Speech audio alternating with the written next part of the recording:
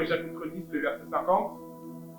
L'aveugle jeta son manteau et se levant d'un bond, vint vers Jésus. Jésus, prenant la parole, lui dit: Que veux-tu que je te fasse? Que veux-tu que je te fasse? Rabouni, lui dit l'aveugle, que je recouvre la vue. Que je recouvre la vue.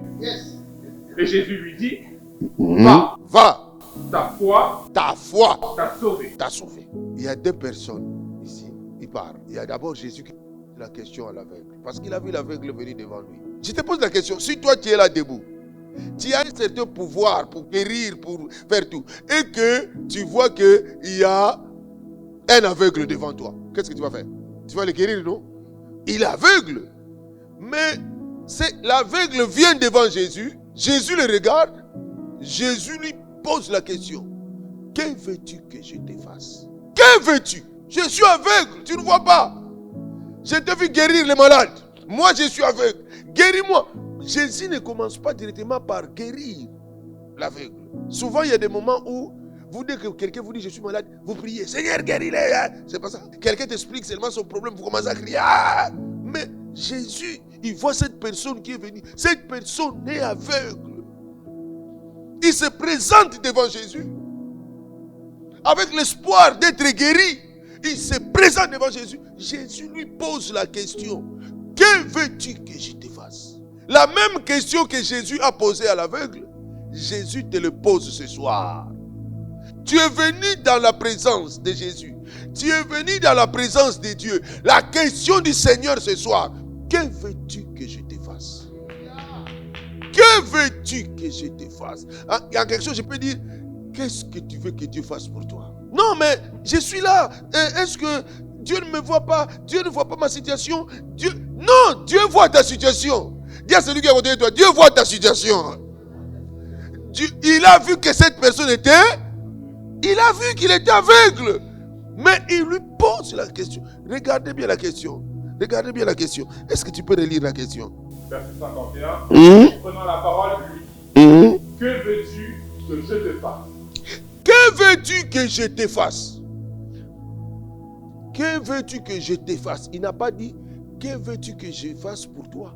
Que veux-tu que je te fasse toi? Parce qu'il y a des moments quand tu te présentes devant Dieu, ce qu'on voit, ce n'est pas la situation que tu as. Ce n'est pas... Jésus pouvait prier. Il pouvait prier pour lui. D'ailleurs, déjà, dès qu'il était dans la présence de Jésus, la guérison était déjà là. Mais Jésus le regarde et dit: que veux-tu que je te fasse? Mon enfant, que veux-tu que je te fasse? Cette question ce soir est pour toi. Vous savez qu'il y a des moments où vous pleurez. Peut-être que tu pleures parce que des choses ne marchent pas dans ta famille, dans votre maison. Des choses ne se passent pas bien, peut-être à l'école, peut-être au travail, peut-être quoi.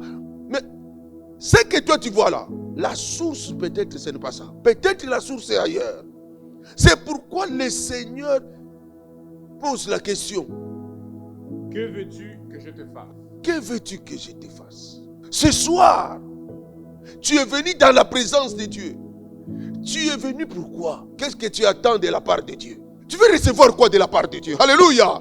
Qu'est-ce que tu veux ce soir que Dieu fasse pour toi? J'aime bien la réponse de cet homme. Il dit: que je recouvre la vue. Cette personne connaissait réellement quel était son problème. Est-ce que tu connais réellement le problème? Ce qui te gêne. Parce que cette personne dit: que je recouvre la vue. Ça veut dire que pour lui, ne pas voir était le vrai obstacle qui mettait vraiment toute sa vie en danger. C'est ne pas voir lui empêcher de travailler, lui empêcher de faire ce qui est important. Toi, qu'est-ce qui t'empêche d'avancer? Qu'est-ce qui t'empêche de progresser? Qu'est-ce qui t'empêche peut-être... Qu'est-ce qui t'empêche de réussir à l'école? Qu'est-ce qui t'empêche de réussir dans ta famille même? Qu'est-ce qui t'empêche? Lui, il a répondu: que je recouvre la vue. Cette personne savait réellement qu'est-ce qui le dérangeait. Qu'est-ce qui était obstacle à sa vie. Qu'est-ce qui l'empêchait de progresser, d'aller loin. Est-ce que toi, tu sais réellement ce qui t'empêche d'aller loin? Regardez la réponse de Jésus. Verset 52. Et Jésus lui dit. Jésus lui dit. Va. Va. Ta foi. Ta foi. T'a sauvé. T'a sauvé. Jésus ne lui a pas dit. Vois. Que tes yeux s'ouvrent. Jésus ne parle pas de ça. Jésus est parti sur un autre terrain. Jésus est parti sur un autre terrain. Jésus lui dit, tu peux partir. Ta foi t'a sauvé. Cet homme a dit que je recouvre la vie. C'est-à-dire, lui, quand il est venu devant le Seigneur, il savait que Jésus était capable de résoudre son problème. Comme il le savait, c'est pourquoi il est venu. Le fait de venir, il avait déjà sa guérison. Il avait déjà sa guérison. Le fait que tu quittes chez toi et tu viens en ce lieu, tu as déjà la solution à ton problème. Le fait que tu te décides de prendre le chemin, de quitter chez toi, de quitter la maison de tes parents, peut-être même on t'empêchait de venir, tu as dit non, je vais partir. Je ne peux pas manquer aujourd'hui. Le fait que tu as fait ce pas de la foi, tu as déjà la solution à ton problème. Maintenant, Jésus te dit, tu es venu, non? Il te dit, retourne. Ta foi, la foi que tu as manifestée là, t'as déjà donné la réponse. T'as donné la solution. La solution est dans ce que vous croyez. Si tu crois que Dieu est ma réponse, tu as la réponse. Et si tu crois que Dieu est celui qui me bénit, tu es béni. Si tu crois, ce que toi tu crois, dans ta foi, c'est ce que tu reçois. Si tu crois que c'est Jésus qui est la source de ma réussite, tu as la réussite.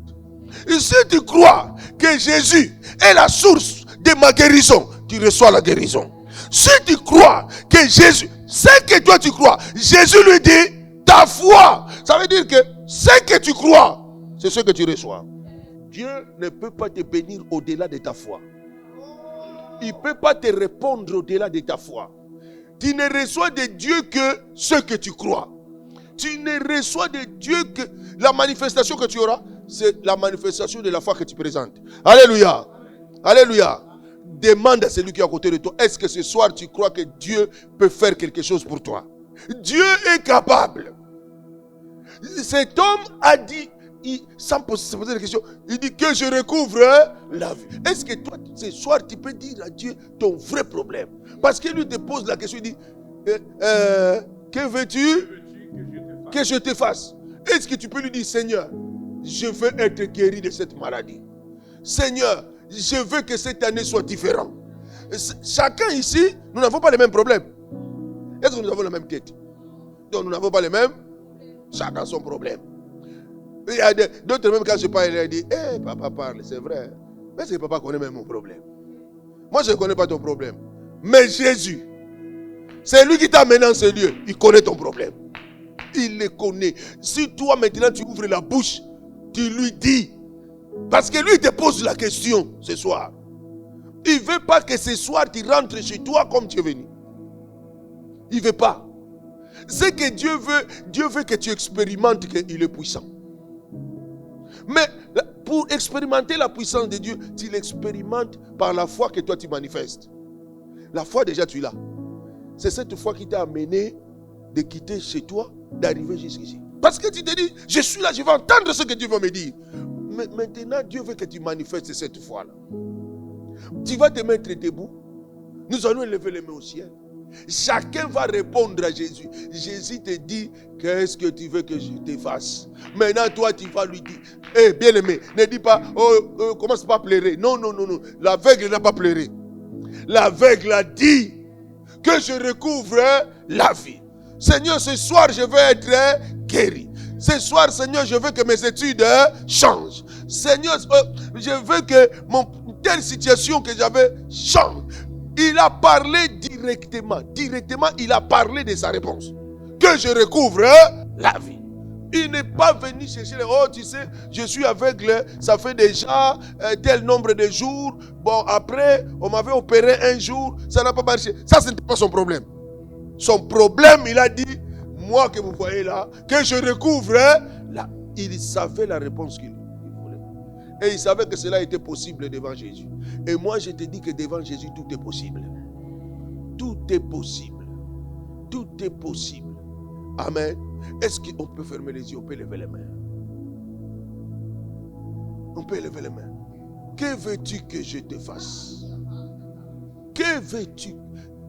Donc toi, tu vas... L'aveugle n'a pas eu honte. L'aveugle a ouvert la bouche. Il a dit que je recouvre la vue. Et toi maintenant, Jésus te dit, que veux-tu que je te fasse? Toi aussi tu vas ouvrir la bouche. Je vais te donner 1 minute. Pendant 1 minute, toi tu vas parler. Tu vas manifester ta foi par les paroles qui sont dans ta bouche. Que je sois guéri. Seigneur, que je sois guéri. Seigneur, que mes études changent. Seigneur, chacun a une situation. Élevons les mains. Commence à parler à Dieu. Que veux-tu que Dieu te fasse? Qu'est-ce que tu attends de Dieu? Qu'est-ce que tu attends de Dieu ce soir? Qu'est-ce que tu attends de Dieu?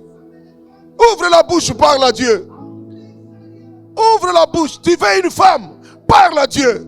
Tu veux un mari? Parle à Dieu. Tu veux la réussite? Parle à Dieu. Tu veux la progression? Parle à Dieu. Parle à Dieu.